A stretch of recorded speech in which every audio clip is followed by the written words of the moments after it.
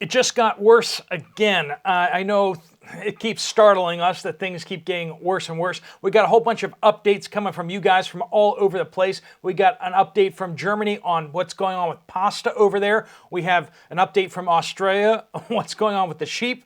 We got federal debt exploding in the United States. It's crazy. And we have steel operations starting to shut down here in the United States due to the auto strike. We're going to jump into this. Welcome to the Poplar Report. I'm Steve Poplar, and on this channel, we dive right into the information. This isn't social call. This is getting you the information you need in order to make the decisions that you need to make out there. We do want to thank our sponsor, Genesis Gold Group. So if you have retirement funds that you want to get into something safer, like gold, silver, or platinum coins in a vault for your retirement account, you might want to talk to Jonathan and his team. They do a fantastic job. A bunch of you have already taken them up on that, and they have done well by you. All right, so Rita Rue says the U.S. Steel has now, that's a company, right? U.S. Steel has notified the United Steelworkers it will shut down operations at the B furnace in Granite City. The company blames the shutdown on the UAW strike, which is only in its fourth day. But we're going to be hearing about a bunch more steel shutdowns going forward, because a lot of the U.S. steel that's produced goes to auto manufacturers. So with auto manufacturers shutting down, that means a lot less steel is going to be needed, and those factories are going to need to shut down at some point. The unions are a little skeptical about this, but we'll be getting more information about that as we go. All right, so U.S. national debt has just topped $33 trillion. I can't overstate how important this is. Southern Prepper One, he's been tracking the federal debt a lot closer on his channel than I do. But just to put this in perspective, that's $1 trillion more to the national debt in the last 3 months. 1 trillion, and to wrap your head around how much money that is, it's insane. That's 140% of U.S. GDP. So it's if we all worked for a full year and just spent that on the national debt, we didn't buy food, we didn't buy housing, we didn't spend it on anything other than just paying down national debt, we'd still have to go halfway through the next year in order to pay it off. But it's even worse than that, because a lot of that GDP is just deficit government spending. So if we were to take the federal government out of that equation, we're talking we'd have to work 2 full years. The entire United States would have to work 2 full years in order to pay off our federal debt. That's insane. That's insane. And we all know that most Americans aren't paying federal income taxes, right? Net federal income taxes. Almost 50% of people get back more from the federal government in income taxes than what they paid in. And so of the people that actually owe this debt, the taxpayers, it's really bad, folks. I mean, anyway, we just got report out of Washington that Biden has now started moving into blocking mining and gas exploration for large sections of New Mexico. Apparently, this is a trial run or a trial balloon on doing this for more and more federal lands. The federal government just never sold the land in a lot of these western states. So you get to some of these states and 95% of the land in some of these states is federally owned, which is just insane. It doesn't really make much sense, but that's just the way it is. And so people spend a lot of time renting land from the federal government. So if you want to do mining activities or other things, you're basically renting the land from the federal government. Well,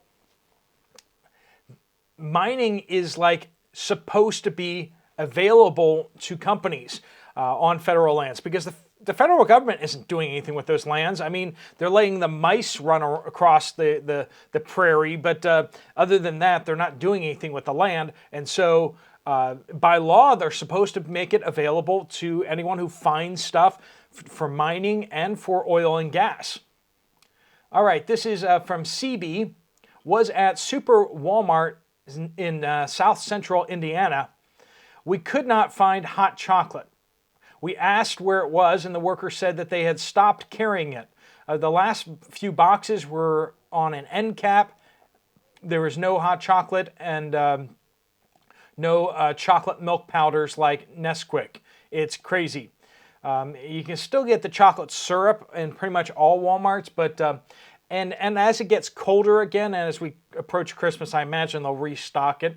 But it is surprising if they're treating that as a seasonal item. But shouldn't be any shortages out there that we're aware of sugar. And I mean, creamer powder is a little hard to find sometimes, and it's definitely not stocked as well as it should be. But all right, JP says in Dixon City, near Scranton, PA, the missus went to Aldi's today and for the second time in a row was shocked at the abundance of holes. So not the abundance of food, but the abundance of missing items, most notably with pasta and rice. Very little pasta and no rice. Other items not as well stocked as before. I know you guys are getting shocked by this as you go to the stores. Everything's supposed to be fine, right? The cough was years ago, right? So it's not like those are causing supply chain issues. So why are we having these supply chain issues?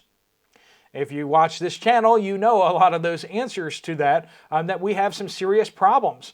The abundance leads to scarcity. That's just how a system works.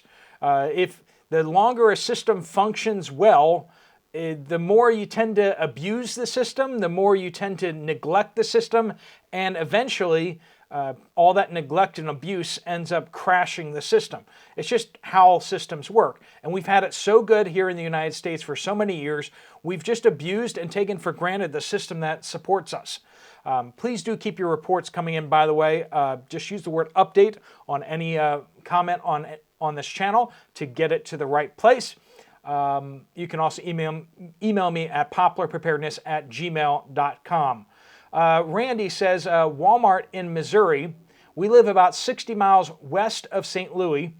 This morning went to Walmart and they had no ground beef.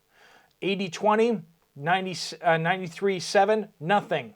But those rolls that look, they had the sausages that look like rolls that look like sausages, I guess.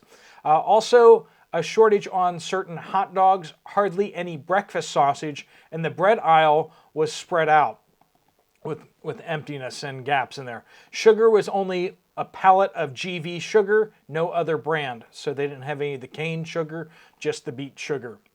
The cheap stuff is beets, right? Sugar beets grown in the U.S. And then they bleach it, so it's not red. Daniel says, update from Germany on pasta. So if you're wondering what pasta in Germany looks like, obviously in Europe, pasta is a big deal. What you can see at the smaller supermarkets is that pasta shelves aren't fully restocked, and the Italian Parmesan cheese is really rarely available in some supermarkets. With pasta, similar things appear to happen like you've described with the large bags, now being replaced with smaller bags, right? Big bags of pasta, big bags of rice being replaced with smaller bags, especially for the semi-generic brands. There are now mostly half-size packages available, and a few weeks ago it was even a little bit funny to see how they nudged consumers to buy the smaller packs. They simply called for only 40% of the money for 50% of the product. And by the way, some people still bought the last remaining packs. Tells a lot about how good other people are today in everyday maths. This is from Liz in Lincoln, Nebraska. Super Saver. We happened by the rice and it was obliterated, at least certain kinds. Most of what was left was specialty rice. I like brown rice and found some Asian brown rice that was an okay price, so I bought several 5-pound bags. I remember one woman saying she keeps her brown rice in the basement and it's always been fine. Looking around for more totes and plastic buckets with lids, I was thinking about going to estate sales. They often have canned goods for sale, and I'm getting to the point where I trust old, even expired canned goods way more than new food. That's an interesting perspective there, isn't it? Do you trust canned goods that might be a little bit older better than you do the stuff that's coming right out of the factory right now?